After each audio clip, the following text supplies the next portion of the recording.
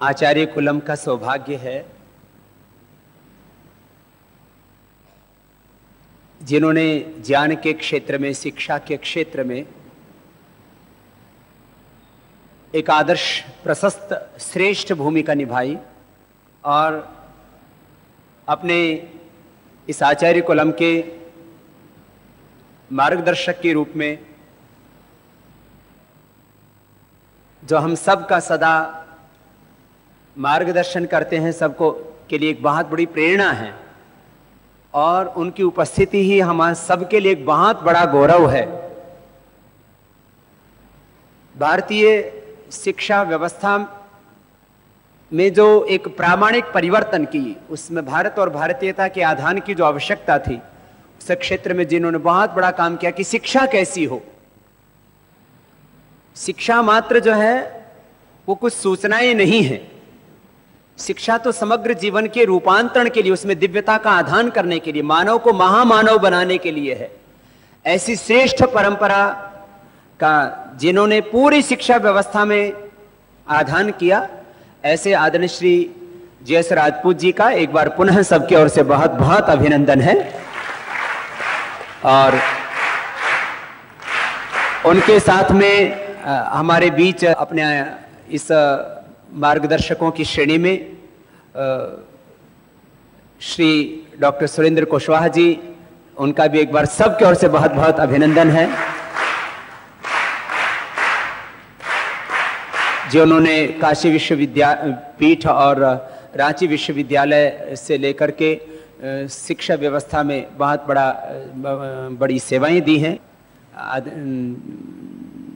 गिरधर मालवीय जी, महामना मदन मोहन मालवीय जी की जो हमारी भारतीय ज्ञान परंपरा की जो श्रेष्ठ, जो हमारी एक बहुत बड़ी ऊंची परंपरा है, उसके वो संवाहक हैं।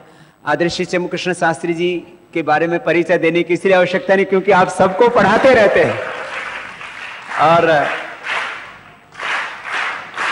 वो अभी उनके शिष्य और वो स्वयं आप सबको संस्कृत प्रबोधन सिखा रहे हैं, संभाषण सिखा रहे हैं। आगे भी बहुत कुछ सीखना है आपको। आज पूरे पतंजलि योगपीठ परिवार का आचार्य कुलम का सौभाग्य है कि हमारे बीच में आदरणीय श्री जी.एस. राजपूत जी और कुशवाहा जी हैं।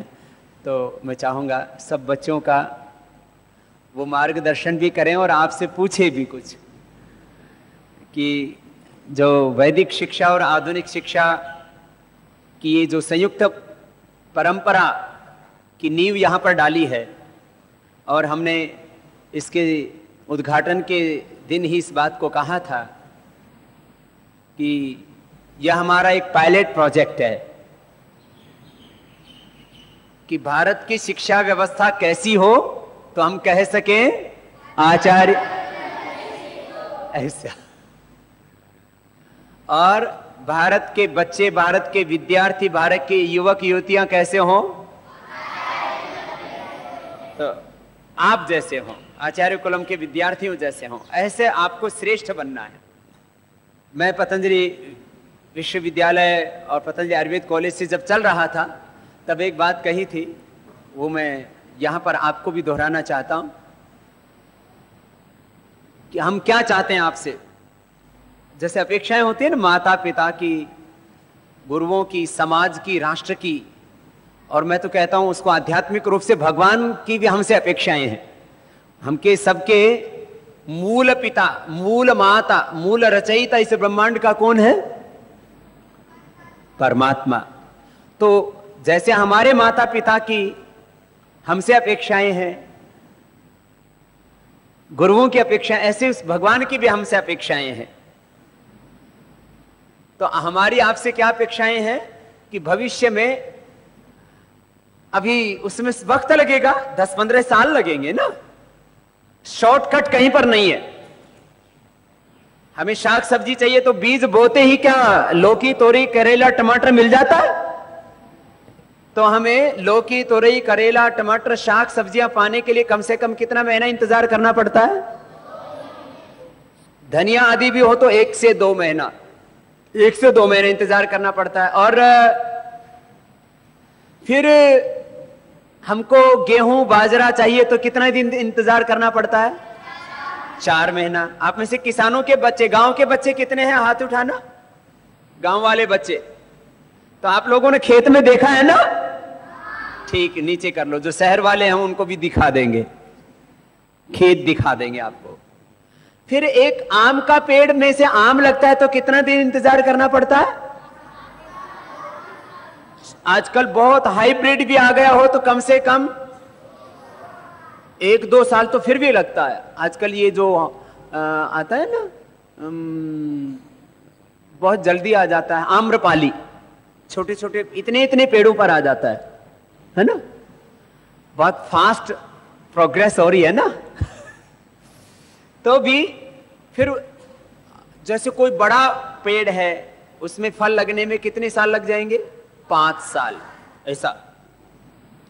तो कोई शॉर्टकट कहीं पर आपको लेक्चरर बनना है, प्रोफेसर बनना है, साइंटिस्ट बनना है, फिर अलग अलग सब्जेक्ट्स में आपको विशेषज्ञ बनना है, स्पेशलिस्ट बनना है, इकोनॉमिस्ट बनना है, एजुकेशनिस्ट बनना है, एनवायरमेंटलिस्ट बनना है, पॉलिटिशियन बनना है, आपको कोई बहुत बड़ा एक्टर एक्ट्रेस, कोई भी किसी भी क्षेत्र में जाना है, किसी भी क्षेत्र, बहुत बड़े बड़े क्षेत्र हैं, आपको बहुत बड़ा योगी बनना है, योद्धा बनना है, आपको सीएम पीएम बनना है ना? आपको ही तो आगे देश को चलाना है, सब क्षेत्रों में आपको नेतृत्व करना है। तो उसके लिए आपको अभी से तैयारी करनी है। तैयारी के 10-15 साल जरूर लगेंगे, लेकिन ये देश हमारा होगा और पूरी दुनिया हमारी होगी, ऐसे आपको तैयार होना है। और इसमें और क्या करना है? आचार्य कुलम के अब जैसे 15-20 साल बाद जब प्रिंसिपल साहब बुजुर्ग हो जाएंगे, गीता मैडम बुढ़ी हो जाएगी, हमारे कृष्ण भट्ट जी भी 20-25 साल बाद बुजुर्ग हो जाएंगे, है ना? तो फिर वेद कौन पढ़ाएंगे? वेद आप लोगों को पढ़ाना है। आपको कृष्ण भट्ट जी के रूप में आपको तैयार होना है। आपको खुद ही यहां पर जितने भी टीचर्स हैं ना, तो आचार्य कुलम के टीचर कौन होंगे? आप लोग होंगे। हाँ, प्रिंसिपल भी आप ही लोग होंगे।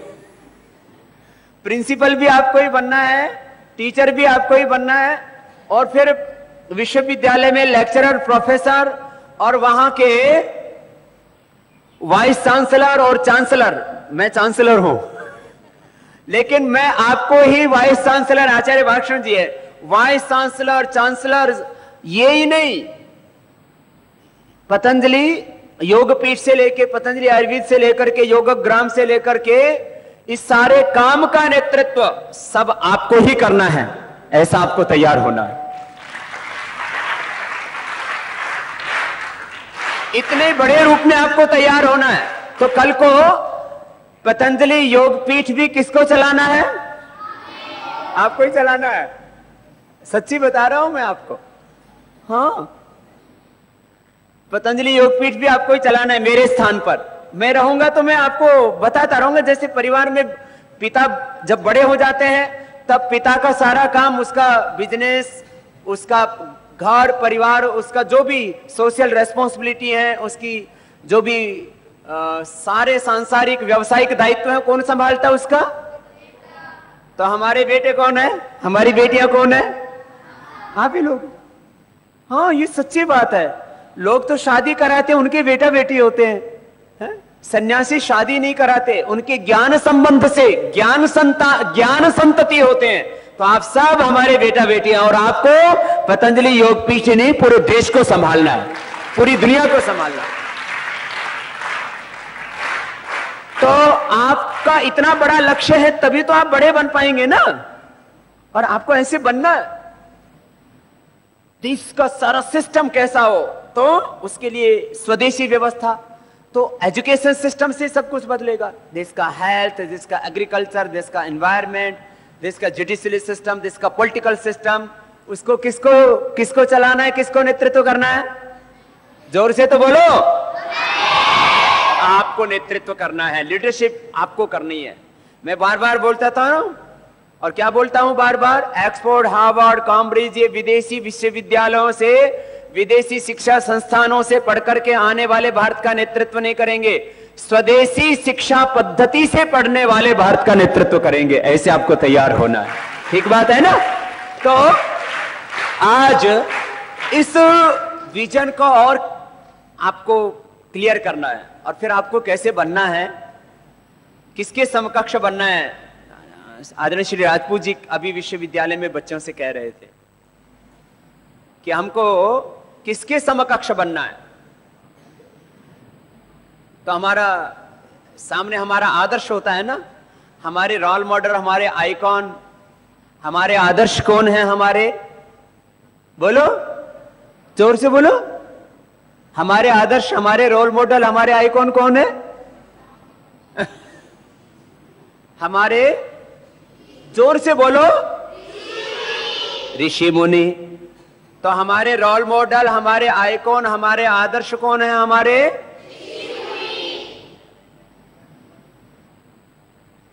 तो आपको कैसा बनना है, ऐसा बनना है। और वही पूरा सबका मार्गदर्शन करते थे। और आचार्य कुलम का स्लोगन हम आपको बार बार बताते हैं कि हमारा जीवन कैसा होगा, आपको कैसा बनना है, पूर्ण जागृत और पूर्ण समर्थ, ऐसा बनना है। तो आदरणीय श्री राजपूत जी हमारे बीच में हैं, वो आपको मार्गदर्शन देंगे। और जो है, एक तो वो नॉलेज जो इंफॉर्मेशनल है और उसमें साइंस, टेक्नोलॉजी और भौतिक समृद्धि जुड़ी हुई है, और दूसरा हमारा जीवन, दोनों को हमें साथ साथ बनाना है। एक बात ना, मैं जब देखता हूं ना समाज में, बोला अभी तो पढ़ लेते हैं, जीवन तो बाद में सुधर जाएगा, अभी पढ़ाई कर लेते हैं, ये बाद में देखेंगे, जीवन बाद में सुधर जाएगा, बाद में बन जाएगा। जीवन बाद में नहीं बनता है, अभी बनेगा, जीवन भी अभी बनेगा। तो हमारे दो पक्ष हैं, एक जीवन का पक्ष, दूसरा ज्ञान पक्ष। ज्ञान पक्ष और जीवन का पक्ष, ऐसा दोनों साथ साथ बनाने। ज्ञान में भी प्रथम कोटि का और जीवन में भी, हाँ, मैं बार बार बोलता हूं ना, हेल्थ में, नॉलेज में, कैरेक्टर में, वर्क में, हर जगह रहना है नंबर, और देश को भी बनाना है नंबर। ये है हमारा लक्ष्य, है ना। और हम आपसे बहुत ऊंचे आचरण की अपेक्षा है हम सबसे। तो ऐसा सबका मार्गदर्शन करने के लिए आदरणीय श्री राजपूत जी, आदरणीय श्री कुशवाहा जी और चमू कृष्ण शास्त्री जी यहाँ पर हैं। परम आदरणीय स्वामी जी, यहाँ मेरे साथ बैठे हुए वरिष्ठ जन और बच्चों, बड़े आराम से बैठो, कोई बड़ी कठिन बात मैं नहीं बोलूँगा, हल्की सी बात बोलूँगा। अभी 2-3 दिन पहले मुझे एक बच्चे ने कहानी सुनाई। कहानी ये थी कि सब लोगों को छुट्टी अच्छी लगती है, आपको लगती कि नहीं? और मुश्किल से मिलती है ना छुट्टी, मुश्किल से मिलती है कि नहीं, आसानी से मिलती है। तो एक दिन सूरज ने सोचा कि कितने दिन हो गए मैंने छुट्टी कभी नहीं ली। किसने? सूरज। कभी छुट्टी लेता है? रात में सूरज छुट्टी पर होता है कि काम करता है? काम करता है। तो बात तो ठीक है। उसने सोचा कि अगर मैं छुट्टी, मुझे क्यों नहीं मिलती, सब छुट्टी लेते हैं, चंद्रमा भी अमावस को छुट्टी लेता है, मैं ही रह जाता हूं, मुझे भी छुट्टी चाहिए। तो उसने सारी जगह खबर भेज दी, ग्रहों में, नक्षत्रों में, गैलेक्सीज में, सब जगह। और बैठक हुई कि अगर सूरज ने छुट्टी ले ली तो क्या होगा। आप निबंध लिखते हैं कभी? नहीं लिखते? हाँ? लिखते हैं? इस पर एक निबंध लिखिएगा। क्या? अगर सूरज छुट्टी ले ले तो क्या होगा? क्या होगा अगर सूरज 3 दिन की छुट्टी ले ले या 1 दिन की ले ले, मान लो, तो क्या होगा? लिख सकते हो ना? जरूर लिखना। और जिसको जो सबसे अच्छा होगा उसको आपके प्रधानाचार्य जो हैं वो सबके सामने सुनाएंगे। खैर, मैं जो बात कह रहा हूं सब लोगों ने कहा कि हाँ आपका काम कौन करेगा। चंद्रमा से कहा गया, उसने कहा मेरा तो अपना कुछ है ही नहीं, मैं तो सूर्य के प्रकाश से ही आलोकित होता हूं और उसका थोड़ा हिस्सा पृथ्वी पर भेज देता हूं। जो कहानी मुझे सुनाई गई उसमें कहा कि एक दिए ने कहा, छोटे से दिए ने कहा, मैं आपके बराबर हूंगा या नहीं ये तो मैं नहीं जानता, लेकिन जब तक मेरे में तेल है और बाती है तब तक मैं प्रकाश देता रहूंगा। यानी जिस प्रकार हम सब उस परम परमात्मा के अंश हैं जो आपको बताया गया होगा, हम वैसे ही कार्य करते रहेंगे जीवन पर्यंत बड़े होकर, जो उसे अच्छे लगेंगे और वैसे ही होंगे दूसरों की सेवा के, दूसरों के लिए कार्य करने के। हम लगातार जीवन पर्यंत उसको करते रहेंगे। आपने कहा हमें कैसा बनना चाहिए, अभी बोला था ना? हाँ, लेकिन इसका तात्पर्य ये नहीं है कि हम सब ऋषि मुनि होकर बैठ जाएंगे, बिल्कुल नहीं। ऋषि मुनि बैठते ही नहीं थे। हाँ, नहीं, बैठ जाकर तपस्या का जो स्वरूप हमारे सामने आता है वो नहीं करेंगे। हम अपने अपने क्षेत्र में तपस्या करेंगे। एक बड़ा डॉक्टर जो होता है, जो 24 घंटे में 18 घंटे काम करता है, वो भी एक तपस्या करता है। एक वैज्ञानिक जो अपनी प्रयोगशाला में कार्य करता है, वो भी तपस्या ही करता है, अगर उसके अंदर कुछ चीजें हों। वही सिखाने के लिए ये विशेष आयोजन है कि एक पातंजलि इस गुरुकुलम की स्थापना की गई है। क्यों की गई है? पढ़ाई तो कहीं भी हो सकती है, किसी भी स्कूल से आप पास कर सकते हैं। कई हजार स्कूल हैं सीबीएसई के देश में, उससे भी अच्छे स्कूल हैं। लेकिन फिर स्वामी जी ने ये स्कूल क्यों खोला? आपको शिक्षा मिलेगी, प्रमाण पत्र मिलेगा, परीक्षा होगी, आगे की शिक्षा में आप जाएंगे, लेकिन उसके अलावा भी बहुत कुछ है। हमारे ऋषि मुनियों ने जो सबसे बड़ा कार्य किया था वो ये था कि उन्होंने प्रकृति के रहस्यों को जाना। अभी स्वामी जी ने कहा कि हमें किस फल से, किस पौधे से कितने दिन में सामग्रियां प्राप्त होती हैं, फल प्राप्त होते हैं, उसका अध्ययन करके एक आयुर्वेद की संकल्पना हुई। प्रकृति में जो कुछ है, पेड़ पौधे, पशु पक्षी, उनका और हमारा एक आत्मिक संबंध है। बचपन में हमें रुचि होती है पेड़ों में, पौधों में, पक्षियों में, जंतुओं में, जीवों में। आप में भी होगी और आप उसके बारे में अधिक से अधिक जानकारी भी प्राप्त कर रहे होंगे। लेकिन इसमें जो बड़े महत्व की बात है वो ये है कि हमारा और प्रकृति का संबंध क्या है। जब तक हमारा ये संबंध बना रहेगा तब तक हम पृथ्वी पर अच्छे कार्य कर सकेंगे। नदियों का पानी हरिद्वार में तो ठीक ठाक है, लेकिन अन्य क्षेत्रों में नदियों का पानी क्या हुआ है? प्रदूषण, सब सुना है ना? प्रदूषित हुआ है, पोल्यूटेड हुआ है, और उससे कितने नुकसान होते हैं। जब एक नदी का पानी प्रदूषित हो जाता है तो हजारों लाखों पशु पक्षियों को चिंता होती।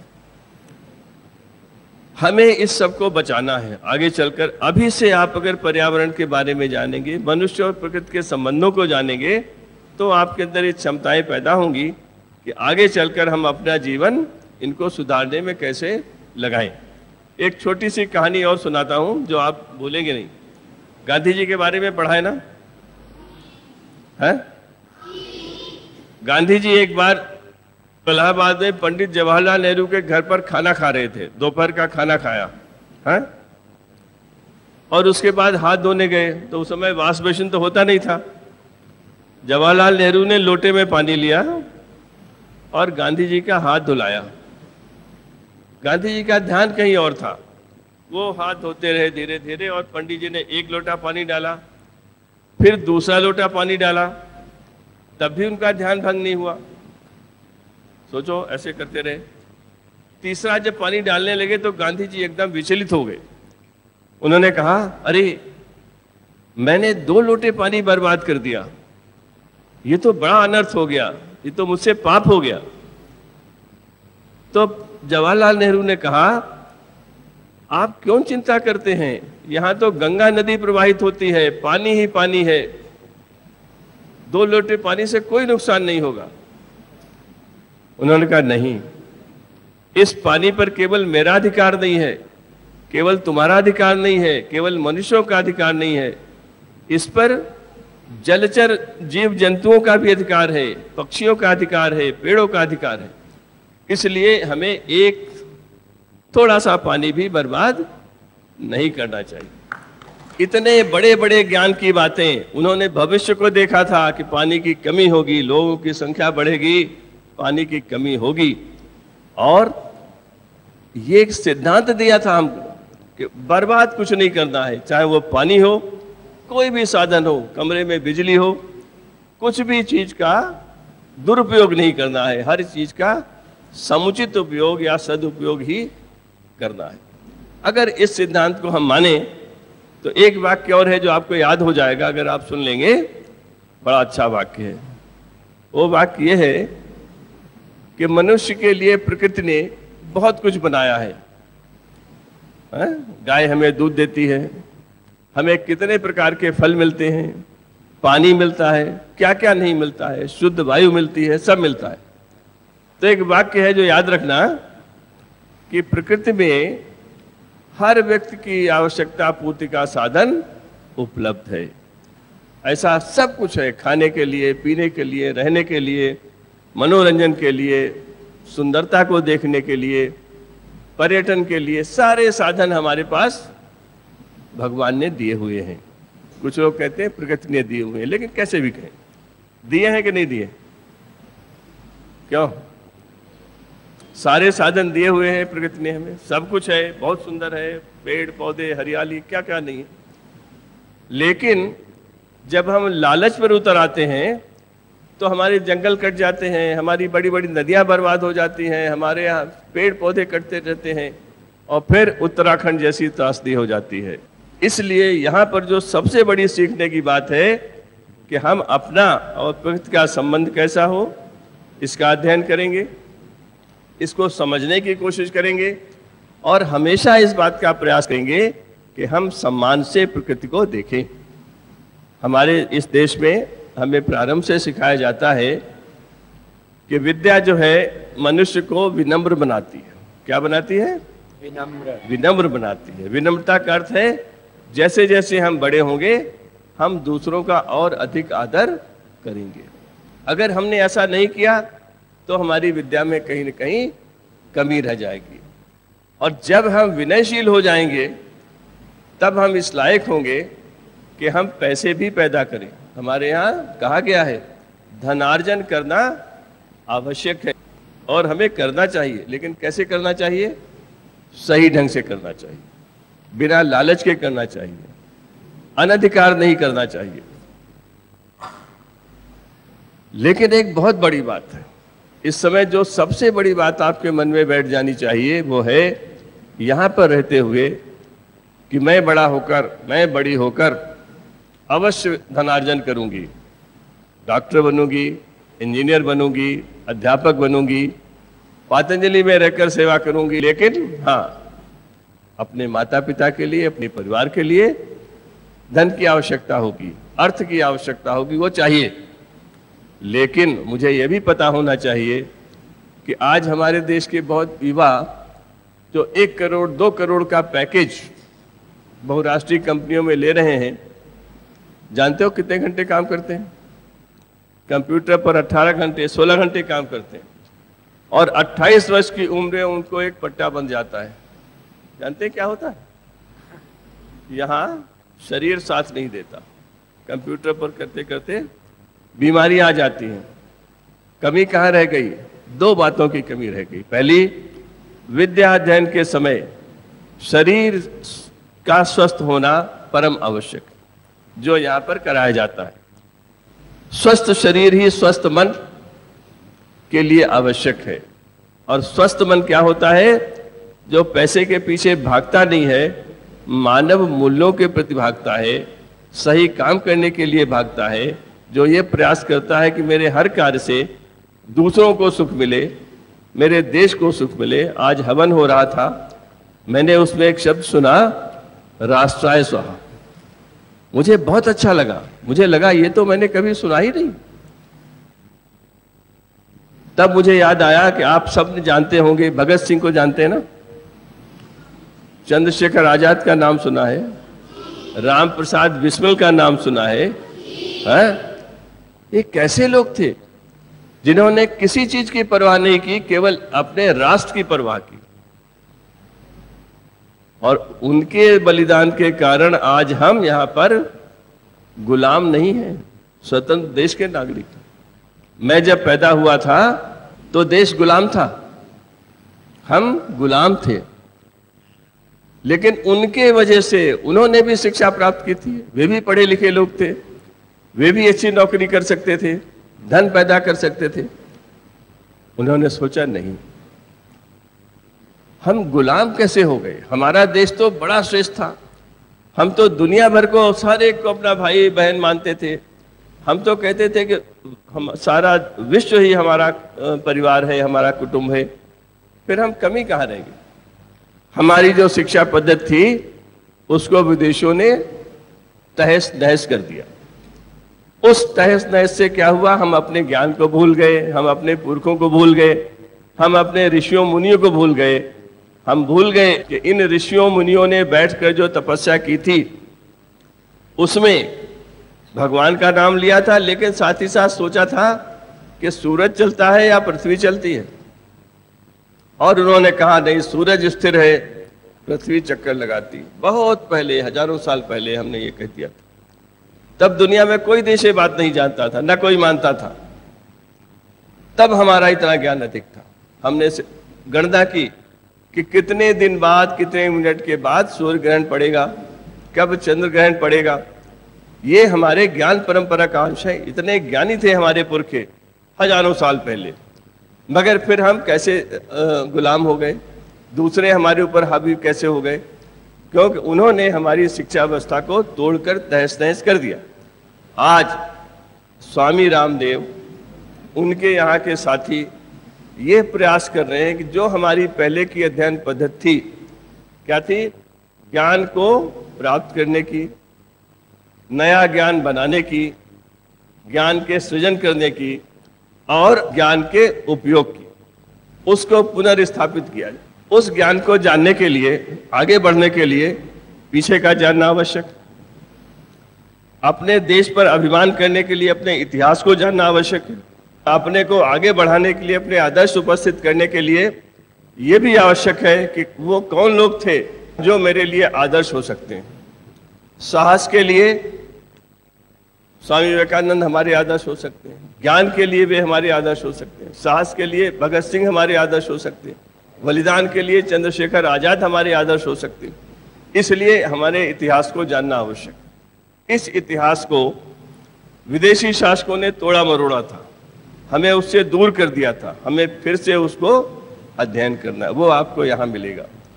आपको ये मिलेगा कि अध्ययन के साथ साथ उस पर विचार करना आवश्यक। आपको बताया जाता है कि स्वाध्याय कितना महत्वपूर्ण है।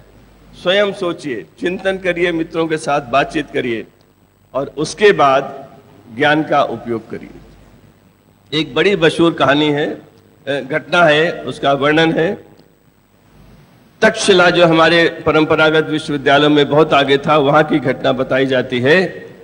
आचार्य भदंत के एक शिष्य थे जीवक, वे आयुर्वेद का अध्ययन कर रहे थे। उन्होंने जाकर अपने आचार्य से कहा, मेरा अध्ययन पूर्ण हो गया है, अब मुझे जाने की अनुमति दीजिए, मैं जाकर आयुर्वेद का उपयोग करूंगा, लोगों की सेवा करूंगा। आचार्य ने कहा, गुरु दक्षिणा में कोई ऐसा, प्रकृति से कोई ऐसा पेड़ पौधा हर्ब श्रब लेकर आओ जिसका उपयोग मानव कल्याण में न होता हो। जरा सोचिए, बाहर आपको कितने झाड़ झंकार पेड़ पौधे सब दिखाई देते ना, ऐसा एक ढूंढ कर लाओ जिसका कोई उपयोग मानव कल्याण में न होता। वे चले गए। अब क्या हुआ? उनको काम दे दिया गया था। उन्होंने अपनी योजना बनाई कि मैं ये अध्ययन कैसे करूंगा, कहां कहां जाऊंगा, कैसे परीक्षण करूंगा, परीक्षण करने के बाद कैसे परिणाम निकालूंगा। और ये सारा करने के बाद वे अपने गुरुजी के पास गए और कहा, मैंने सारा अध्ययन पूर्ण कर लिया है, मुझे प्रकृति में ऐसा कुछ भी नहीं मिला जो मनुष्य के कल्याण के लिए उपयोग में न आ सके। तब गुरुजी ने कहा, अब आप जा सकते हैं, आपकी शिक्षा पूर्ण हुई। इसका मतलब क्या है? मतलब यह है कि सारा अध्ययन जो उस व्यक्ति ने किया था, उस अध्ययन को पूर्णता कहां से मिली? मानव कल्याण में उपयोग, उसके पहले जानकारी, फिर उन विधियों की जानकारी जिससे उसका उपयोग कल्याण में किया जा सके। आज स्वामी जी ने जो आयुर्वेद को स्वरूप दिया है, वह विश्व के कितने देशों में फैला हुआ है, भारत के गांव-गांव में फैल गया है। ये कहाँ का परिणाम है? भारतीय शिक्षा पद्धति को जानने का और आधुनिक संदर्भ में उसका उपयोग करने का परिणाम है। आप लोग बहुत भाग्यशाली हैं कि यहाँ पर हैं, और यहाँ पर जो शिक्षा आपको मिल रही है वो आपको इसके लिए तैयार कर रही है कि आगे बढ़कर आप बहुतों का जीवन संवार दें, बहुतों का जीवन ऊंचा कर दें। एक माँ ने अपने बेटे को लिखा कि अगर तुम बड़े होकर किसी का जीवन बचा सकते हो, किसी का जीवन संवार सकते हो, किसी को रास्ता दिखा सकते हो, तभी तुम्हारा जन्म सफल होगा, अन्यथा नहीं। दूसरों के लिए कल्याणकारी कार्य करने से बड़ा कोई कार्य नहीं। आखिरी बात मैं ये कहूंगा कि हमें बहुत बड़ा अवसर मिला है यहाँ होने का, यहाँ अध्ययन करने का, क्योंकि आपके इस अध्ययन में केवल परीक्षा केंद्रित अध्ययन नहीं है। ये सीबीएसई के स्कूलों में क्या होता है? परीक्षा केंद्रित अध्ययन ही होता है। यहाँ जीवन केंद्रित अध्ययन हो रहा है। जीवन में कौन से कौशल चाहिए, कौन से गुण चाहिए, कौन से मूल्य चाहिए, वो सीखने का इससे बड़ा अवसर, ऐसा अवसर देश के करोड़ों बच्चों को नहीं मिलता। आपको मिल रहा है। जितना ज्यादा से ज्यादा इसको इकट्ठा कर सके उतना कर लीजिए। कहते हैं ना, ये तो बिल्कुल बढ़ाते जाइए, बढ़ाते जाइए, कम कभी नहीं होगा, कभी घटेगा नहीं। मेरा भाई ने एक पद लिखा है, उसको ढूंढ कर देखिए। लिखा, पायो जी मैंने राम रतन धन पायो, जो न चोर चुराता है, न खोता है, जिसका कुछ नहीं होता है, लेकिन दिन प्रतिदिन बढ़ता रहता है। जो ज्ञान यहाँ मिलेगा उसमें सबसे बड़ी सीख क्या होगी? आगे जाकर के उस ज्ञान को लगातार बढ़ाते रहना है, अपने को सुसंस्कृत करते रहना है, ज्ञानवान बनाए रहना है और समाज के लिए उपयोगी बनाए रखना है। इतना कुछ लेकर के जब आप जाएंगे तो निश्चित ही देश आप पर गर्व करेगा, और ये संस्थान यही न होकर के देश में अनेक जगहों पर ऐसे स्कूल स्थापित करेगा। ऐसी मेरे जैसे व्यक्ति की हार्दिक अभिलाषा है। आप सबको बहुत बहुत शुभकामनाएं, और आप जीवन में सफल हों आपकी संस्था से। राजपूत जी ने हमें बहुत सी बातें बताई, छोटी छोटी, और वो बहुत बड़ी बड़ी बातें हैं। छोटी छोटी बातों से ही जीवन बड़ा, और छोटी छोटी गलत बातों से जीवन बिगड़ता है। कोई भी बात छोटी, हाँ, हमारा जीवन ना बहुत छोटी छोटी छोटी छोटी हजारों बातों से जीवन बनता है। हम कैसे बैठते हैं, हम कैसे बोलते हैं, हम कैसे देखते हैं, हम कैसे सुनते हैं, कैसे देखते हैं, कैसे सुनते हैं, कैसे बोलते हैं, क्या देखते हैं, क्या सुनते हैं, क्या बोलते हैं। अच्छा, जो मुंह से खाते हैं वो शरीर में शक्ति बन जाता है, और जो उसका वेस्ट है वो मलमूत्र बन के निकलता है, ठीक है ना। जो मुंह से खाते हैं उससे शरीर को, वो आहार है ना, उससे शरीर को एनर्जी मिलती है, और वेस्ट कहां से निकलता है? मलमूत्र बन करके शरीर में नीचे से निकलता है, ये सबको पता है। जो कान से सुनते हैं वो कहां से निकलता है? जो मुंह से खाते हैं वो कहां जाता है? पेट में। जो कान से सुनते हैं वो कहां जाता है? जो मुंह से खाते हैं वो नीचे जाता है और नीचे से निकलता है, ठीक है। सबको पता है ना? जो कान से सुनते हैं, आप क्लासरूम में किससे सुनते हो? जो कान से सुनते हो, आंख से देखते हो, वो कहां जाता है? वो नीचे नहीं जाता, कहां जाता है? ऊपर। और निकलता कहां से है फिर ये? हाँ, किसी ने बोला मुंह से? हाँ, जो कान से सुनते हैं और आंख से देखते हो, निकलता किससे है? जैसा देखोगे, जैसा सुनोगे, वैसा ही। आप तो बड़े विज्ञानी हो गए। तो आपको अच्छा बोलना है तो आपको अच्छा सुनना है। और ये जीवन तो बहुत बड़ा है, तो इसमें इतनी अच्छी अच्छी बात बताई कि कभी सूर्य एक दिन भी विश्राम करता है? यदि एक दिन भी सूर्य विश्राम करेगा तो क्या हो जाएगा? चारों तरफ दुनिया चलेगी, सब जगह दुर्गंध हो जाएगी, सब चीजें सड़ने लगेंगी, धरती पर हरियाली, सारी चीजें किससे चल रही है? ऊर्जा का अक्षय भंडार क्या है? अक्षय किसको कहते हैं? जो कभी खत्म हो। तो सूर्य एक दिन भी विश्राम करता है? ये धरती एक दिन भी विश्राम करती है? धरती हमेशा क्या करती है? और अपना काम करती रहती है। एक दाना डालो 1000 करके दे देती है। एक सरसों का दाना डाला तो कितना कर देती है? 1000। तो इसलिए मैं भी कभी रेस्ट, मैं कभी छुट्टी, मैं कभी आराम। हमारा जीवन कैसा हो? आप रोज मंत्र पढ़ते हो ना? क्या है? ओम मंत्र बोलो।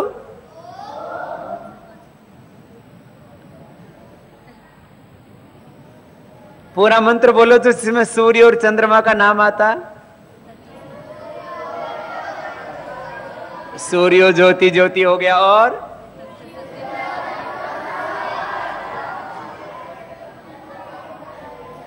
सूर्य चंद्र मसा विवह जिसमें आता है वो बोलो।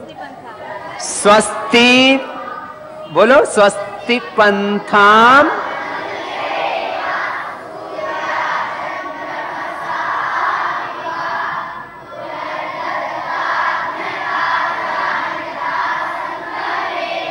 स्वस्ति। स्वस्ति किसको बोलते हैं? कल्याण को। जीवन का कल्याण चाहते हो, अच्छा जीवन बनाना चाहते हो, स्वस्ति पंथाम अनुचरेम। कैसे? सूर्य, सूर्य और तो आपको वो बताया, बहुत सी बातें बताई है ना। वो गांधी जी का और नेहरू जी का उदाहरण दिया ना, तो इसका मतलब पानी को वेस्ट, अपने सारे ब्रह्मांड के प्रति दायित्व है। सारे ब्रह्मांड के प्रति क्या है? अपने फर्ज, कर्तव्य, ड्यूटी, रेस्पॉन्सिबिलिटी, अकाउंटेबिलिटी है। तो what is our accountability, what is our responsibility? हमारा फर्ज, कर्तव्य, दायित्व क्या है? किसके प्रति? जल के प्रति, अग्नि के प्रति, वायु के प्रति, पेड़ों के प्रति, मनुष्यों के प्रति, माता पिता के प्रति, गुरुओं के प्रति, मातृभूमि के प्रति, इस ब्रह्मांड के प्रति, भगवान के प्रति हमारे कुछ दायित्व, उनको हमें ठीक से बस। तो फिर जब उनके प्रति अपने जो फर्ज है उनको ठीक से निभाएंगे तो अब तो बहुत बड़े बन जाएंगे। और मैंने एक बात और बताई थी ना, सारे ब्रह्मांड के प्रति कृतज्ञता का भाव रखना। हम एक दिन की जिंदगी जीते हैं तो उसके लिए कितने जीव और ये सारी कितने जीव हमारी मदद करते हैं? करोड़ों जीव हमारी मदद करते हैं कितने दिन की जिंदगी जीने के लिए। तो 2-4 जीवों के नाम बताओ जो हमारी मदद करते हैं। सूर्य, चंद्रमा, ये तो हो गए। धरती, वायु, पेड़ पौधे। पेड़ पौधों से क्या मिलता है हमको? धरती से क्या मिलता है? अनाज, शाक सब्जियां, फ्रूट्स, वेजिटेबल्स, ठीक है। फिर और सूक्ष्म जीव, गाय क्या देती है? और घी। फिर गाय भी हमारी मदद करती है। फिर उससे दूध बन जाता है और दूसरा क्या बन जाता है? दही में क्या होते हैं? बैक्टीरिया, सूक्ष्म जीव होते हैं ना। तो एक गिलास दही में कितने सूक्ष्म जीव होते हैं? आपको एक गिलास छाछ मिल जाता है ना, एक कटोरी आपको दही मिलता है ना, उसमें कितने सूक्ष्म जीव होते हैं? वो सब आपको क्या, वो आपका जीवन ले रहे हैं कि आपको जीवन दे रहे हैं? कुछ हमारे ऐसे जीव होते हैं जो हमें जीवन देते हैं, और जो मच्छर वाला जो उसमें सूक्ष्म जीव होता है वो क्या कर देता है अपने को? डेंगू, मलेरिया कर देता है ना। तो ये एक दिन की जिंदगी जीने के लिए कितने जीव हमारी मदद करते हैं? एक गिलास छाछ में कितने जीव होंगे? तो ये सारी सृष्टि हमें क्या दे रही है? जीवन और सुख दे रही है। तो हमारा भी कर्तव्य है सारी सृष्टि को क्या देना?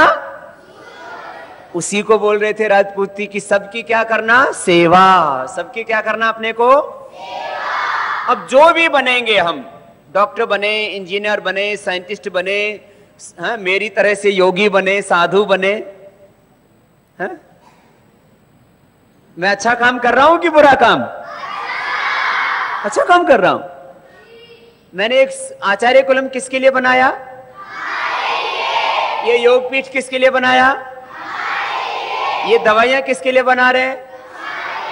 मैं बीमार हूं क्या? मुझे आचार्य कुलम में मुझे पढ़ना है क्या? मुझे आचार्य कुलम में, और मैंने शादी भी नहीं की तो मेरे बच्चों को भी लेकिन मैंने आप सबको ही अपना बच्चा मान लिया है ना। और सच में आप मेरे बच्चे हो और बहुत अच्छे बच्चे हो, है ना। तो सुनो, तो सबको बहुत अच्छा बनना है। कैसे बनना है? और बहुत अच्छा छोटी छोटी बातों से ही बनते हैं। आप कैसे बैठते हैं? देखो, मैं हमेशा सीधा बैठता हूं। मैं कैसे बैठता हूं? तो आपको भी कैसे बैठना है? मैं कभी आराम, खाली रात को सोता हूं 5-6 घंटा, 6 तो कभी कभी, नहीं तो कितने घंटे सोता हूं? 4 से। और अभी बच्चे हो ना, इसलिए आपको ज्यादा सोने के लिए दे रहे हैं। फिर लेकिन उसके अलावा दिन में सोना नहीं, चुपचाप बैठना भी नहीं। ऐसे हर समय क्या करना? काम। क्या करना? कर्म ही धर्म है, कर्म ही पूजा है, सब कुछ कर्म। कर्म किया तो मैं साधु बन गया, योगी बन गया, विद्वान बन गया। मैंने पढ़ाई की है, बेपढ़ा लिखा साधु नहीं हूं मैं। हाँ, बहुत से लोग तो ऐसे ही 2 रुपए का रंग ले आते, साधु बन जाते। जो बनना है, बहुत अच्छा बनना है, ठीक है ना। तो हमेशा मेहनत करनी है। हमेशा क्या करनी है? अभी आपको किस में मेहनत करनी है और किस में मेहनत करनी है? शरीर को भी तो बनाना है। अभी शरीर नहीं बनेगा तो बाद में क्या बुढ़ापे में बनेगा? शरीर भी कब बनेगा? ज्ञान भी कब बढ़ेगा? चरित्र भी कब बनेगा? अभी नहीं तो चलो, ये अच्छी अच्छी बातें आपको सब सीखते हो आप लोग, है ना। इतनी बातें सीख लेते हो आप। इतनी बातें तो स्कूल कॉलेजों में यूनिवर्सिटियों में पढ़ने वाले जिंदगी में नहीं सीखते। हाँ, आज अभी हम आदरणीय श्री कुशवाहा जी हमारे बीच में हैं और उन्होंने बहुत बड़ा काम किया अपने जीवन में और अभी भी उनमें बहुत ऊर्जा है। एक बार आचार्य कुलम में वो पहली बार आए हैं। एक बार सबकी ओर से उनका पुनः बहुत बहुत अभिनंदन है और उनसे हम प्रार्थना करेंगे सबको आशीर्वाद दें। परम श्रद्धेय आचार्य जी,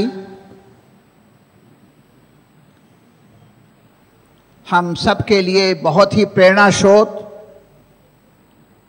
प्रोफेसर J.S. राजपूत जी, शास्त्री जी, आचार्य जी, यहाँ की सभी शिक्षिकाएं, सभी शिक्षक, प्राचार्य महोदय, व्यवस्था से जुड़े हमारे सभी संतजन, हमारे प्यारे प्यारे प्यारे सुंदर फूल पुष्प और सुंदर सुंदर खुशबू फैलाने वाली चमेली और जूही जैसी प्यारी बालिकाएं।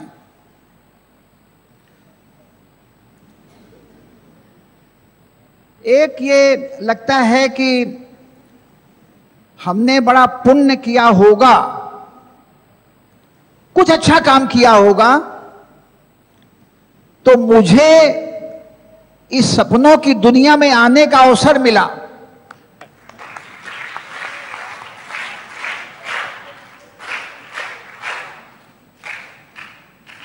अभी तो मैं एक छोटे से शहर में रहता हूं, एक गांव से आया हूं, यूं विदेश भी जाता हूं और दूसरे सूबों में भी जाता हूं, पूरे देश पे जाता हूं, पर मैं एक चीज अब देख चुका हूं सब जगह कि बाबा जी का ये हाथ, जिसमें ये रक्षा कवच और ये वस्त्र हर कस्बे में पहुंच गए हैं।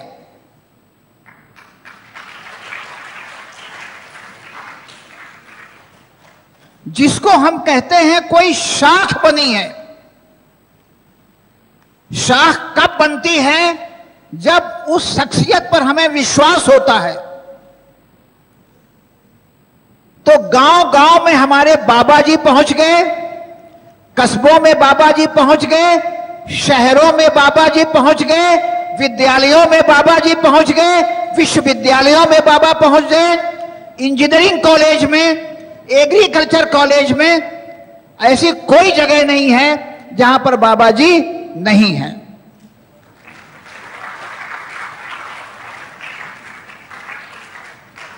अच्छा, इसके बाद गांव गांव में और क्या चीज पहुंची है? पतंजलि योग पीठ के उत्पाद। यहां पतंजलि जितने संबंधित हमारे हैं, जैसे हमारे घर में जो प्रिय है, अपना अनुभव हम बता रहे हैं, अपना अनुभव मेरी समझ में बांटना चाहिए। हम बीमार पड़े तो किसी ने कहा पतंजलि का वो घी ग्वार का वो रस का एक डिब्बा आता है, हमने पिया, हमने बेटियों में पिया, मेरे पोते पोतियां पीते हैं, और अब हमारी उम्र 74 साल की है, हम आपके सामने कैसे दिखाई दे रहे हैं? तो वो जूस पी करके, और हम एक चीज वो च्यवनप्राश, हर बच्चे को च्यवनप्राश तो खाना चाहिए। हमारे दूर दूर के गांव में पतंजलि की दवाएं तो मिलती हैं। तो अब एक ये चीज तो पहुंच गई देश विदेश में, अब क्या पहुंचेगा? हमारे ये बच्चे पहुंचेंगे। अब 5,000 करोड़ की पहुंचा सकते कम से कम, वो तो एक पक्ष है, आर्थिक पक्ष। 99% बच्चे कैसी शिक्षा पढ़ते हैं? गांव में, गांव में जो शिक्षा पढ़ते हैं, शिक्षा दी जाती है, वो हमें मालूम है। उससे हट के आप यहां पर आए हैं। आप कै बजे उठते हैं?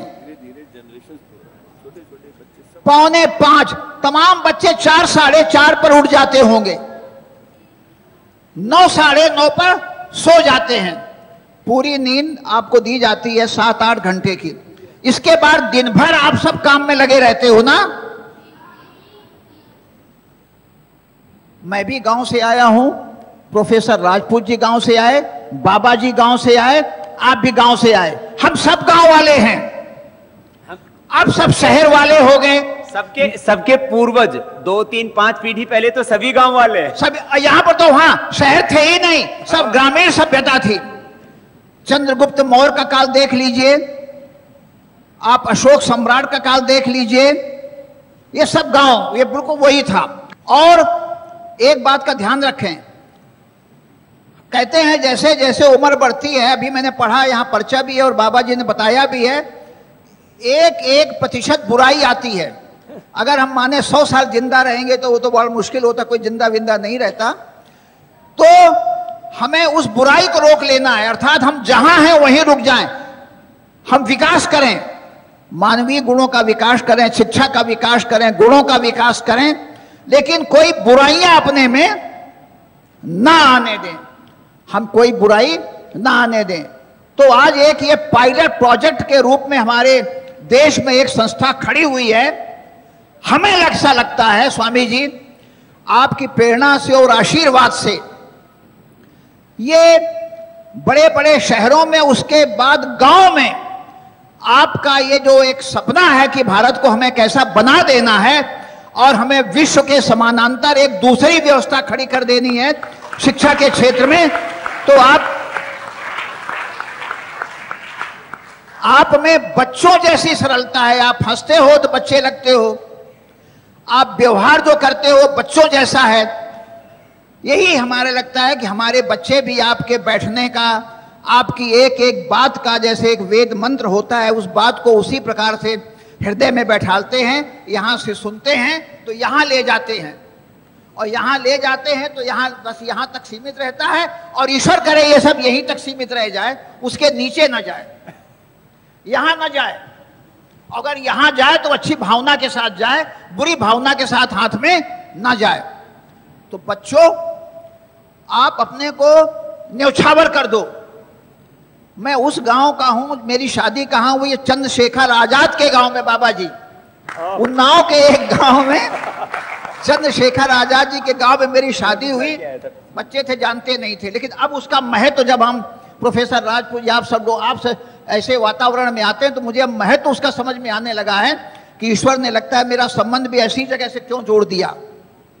खैर, तो हमें लगता है कि आपने एक उससे जन्म लिया एक उद्देश्य के तहत, और ईश्वर ने उनमें एक ऐसी बात पैदा की कि धीरे धीरे बढ़ते जाओ। और मैं समझता हूं कि ये 20 और 25 वर्ष में एक जो भगीरथ प्रयास है, संसार में शायद ऐसा देखने को नहीं मिलता कि इतनी कम उम्र में इतना बड़ा कोई काम कर ले जाए। हम एक शिक्षण संस्था है, काशी हिंदू विश्वविद्यालय, हम और हमारे आचार्य प्रोफेसर JS राजपूत, हम वहीं शिक्षक रहे हैं। और आप तो उसके पहले भी मदन मोहन मालवीय जी की नगरी इलाहाबाद में आपने वहाँ शिक्षा ग्रहण की, तो हम लोग वहाँ से आए हैं। उन्होंने एक प्रयास किया था, वो हिंदू विश्वविद्यालय पूरे विश्व में विख्यात है, और बाबा जी ने भी एक सपना देखा है, और परमपिता परमात्मा आप के उस सपने को जरूर पूरा करेगा कि भारत को विश्व गुरु बनवा करके ही बाबा जी छोड़ेंगे। वो दिन तो आएगा, और आप सब बनाएंगे। वहां हमारे बच्चे हैं, वो हमारे जो ग्रेजुएट्स तैयार हो रहे हैं, वो सब बनाएंगे।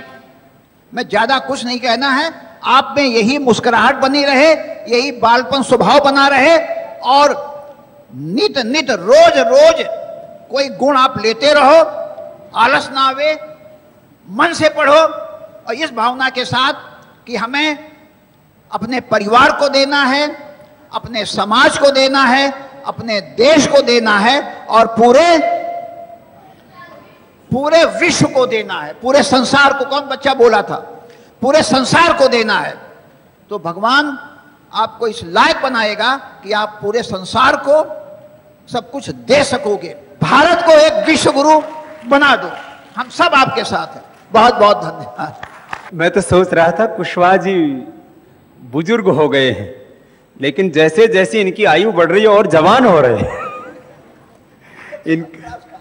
इनका ओज, इनका तेज, चेहरे पर जो है फेयर एंड लवली नहीं लगाया, फिर भी इतने तेजस्वी हैं, और इस उम्र में भी इतना जोश, इतना जुनून, इतना पराक्रम, इतना उत्साह। मैं हमेशा बोलता हूं ना, जीवन में आगे बढ़ना है तो सबसे पहले क्या चाहिए?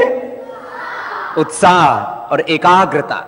तो उत्साह के सागर ऐसे रहना है सबको। तो आज सभी ने अपने आशीषों से हमें कृतार्थ किया। आदरणीय श्री चमुकृष्ण शास्त्री जी का आशीर्वाद आपका पहले भी मिला है, आगे भी निरंतर मिलता रहेगा। एक बार सभी महापुरुषों का, जिन्होंने आकर के अपने दर्शन और मार्गदर्शन से हम सबको अनुग्रहित किया, हम सबको उपकृत किया, हम सबको आशीष दिए, पूरे आचार्य कुलम की ओर से सबका पुनः बहुत बहुत अभिनंदन।